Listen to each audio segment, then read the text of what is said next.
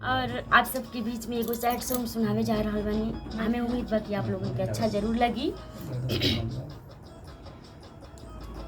हाँ दिलवा न चैन कहीं हाँ पावेला, हाँ दिलवा न चैन कहीं पावेला, याद तुहार जब आवेला, याद तुहार जब आवेला।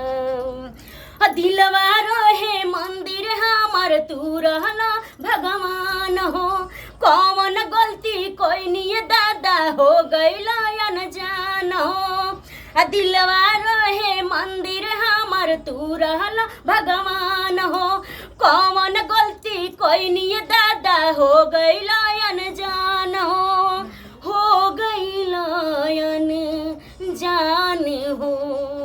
ओठवा बिरह में अगावेला, याद तुहार जब आवेला, याद तुहार जब आवेला।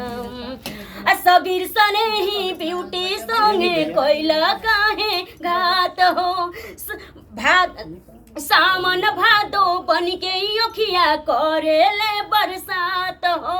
ब्यूटी संगे सगीर सने ही कोइला काहे घात हो, सामन भादो बन के अखिया करेले बरसात हो, करेले बरसात हो।